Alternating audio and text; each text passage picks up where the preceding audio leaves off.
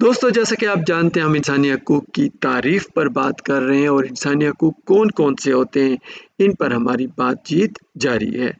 تو روزگار کے حق کی بات کرتے ہیں کہ تمام انسانوں کو روزگار کا حق حاصل ہے۔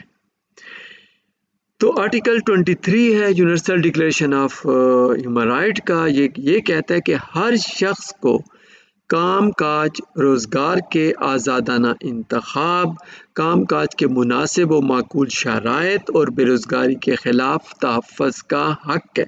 یہ اب ہر ریاست کی ذمہ داری ہے کہ وہ روزگار دے گی۔ پھر آگے جا کر یہ آرٹیکل کہتا ہے کہ ہر شخص کو کسی تفریق کے بغیر مساوی کام کے لیے مساوی معاوضے کا حق ہے۔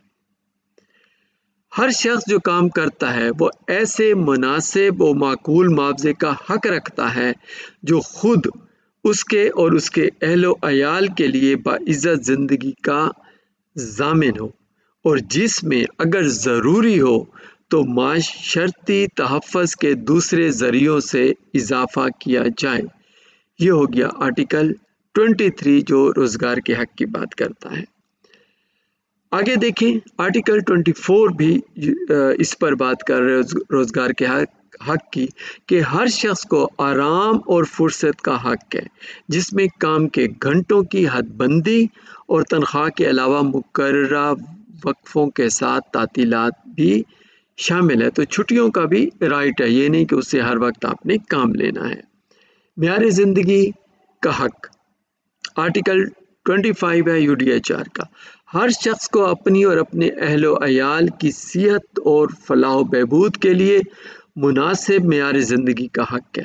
تو اسٹینڈرڈ جو زندگی کا ہے، لائف کا ہے، وہ ایک مناسب ہونی چاہیے، جس میں خوراک، پوشاک، مکان اور علاج کی سہولتیں اور دوسری ضروری معاشرتی مراعات شامل ہیں، اور بے روزگاری، بیماری، معذوری، بڑھاپا، ان حالات میں روزگار سے محرومی جو اس کے قبضہ قدرت سے باہر ہوں کے خلاف تحفظ کا حق حاصل ہے۔ یہ معیار زندگی کا حق ہے۔ نقل و حرکت کا حق، موومنٹ، رائٹ آف موومنٹ جو ہے، ہر شخص کا حق ہے کہ اسے ہر ریاست کے حدود کے اندر نقل و حرکت کرنے اور سکونت اختیار کرنے کی آزادی ہے۔ وہ اس ریاست میں کہیں بھی جا سکتا ہے، اور ہر شخص کو اس بات کا حق ہے کہ وہ ملک سے چلا جائے، چاہے یہ ملک اس کا اپنا ہو تو اپنے ملک کو چھوڑ کر کسی اور ملک میں بھی جا سکتا ہے، اور اس طرح اسے ملک میں واپس آ جانے کا بھی حق ہے، اور جب وہ باہر چلا جائے تو وہ واپس بھی آ سکتا ہے۔ یہ آرٹیکل 13 ہے UDHR کا جو آپ کو فریڈم آف موومنٹ کی بات کرتا ہے۔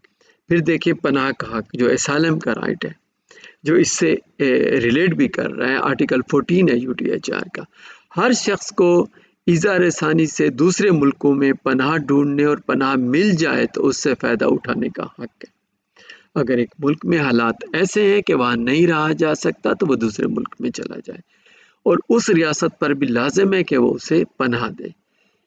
یہ حق ان عدالتی کارروائیوں سے بچنے کے لیے استعمال میں نہیں لیا جا سکتا جو خالصاً غیر سیاسی جرائم اور ایسے افعال کی وجہ سے عمل میں آتی ہیں جو اقوام متحدہ کے مقاصد اور رسول کے خلاف ہیں۔ ہاں، اب یہ نہ ہو کہ ایک ملک میں وہ جرم کرتا ہے تو وہ دوسرے ملک میں جانے کے لیے جرم سے بچے، یہ رائٹ پھر نہیں ہوگا۔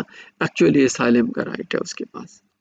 مذہبی آزادی کے حق کی بات کرتے ہیں، آرٹیکل 18 ہے، وہ یہ کہتا ہے کہ ہر انسان کو آزادی فکر، آزادی ضمیر اور آزادی مذہب کا پورا حق ہے۔ اس حق میں مذہب یا عقیدے کو تبدیل کرنے اور پبلک میں یا نجی طور پر تنہا یا دوسروں کے ساتھ مل جل کر عقیدے کی تبلیغ، عمل، عبادت اور مذہبی رسمیں پوری کرنے کی آزادی بھی شامل ہے۔ یہ آرٹیکل 18 ہے جو مذہبی آزادی کا حق دیتا ہے۔ پھر اظہار رائے کی آزادی کی بات آتی ہے، آرٹیکل 19 یہ بات کر رہا ہے کہ ہر شخص کو اپنی رائے رکھنے اور اظہار رائے کی آزادی کا حق حاصل ہے۔ اس حق میں یہ امر بھی شامل ہے کہ وہ آزادی کے ساتھ اور بلا کسی قسم کی مداخلت کی اپنی رائے قائم کرے، کسی مداخلت کے بغیر وہ اپنی رائے قائم کرے گا، اور جس ذریعے سے چاہے بغیر ملکی سرحدوں کا خیال کیے علم اور خیالات کی تلاش کرے، کسی بھی جگہ سے وہ علم حاصل کر سکتا ہے اور انہیں حاصل کرے اور ان کی تبلیغ بھی کرے. یہ رائٹ ہے اظہار رائے کی آزادی کا.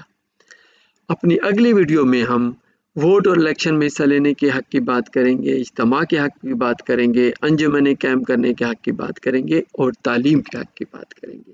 شکریہ.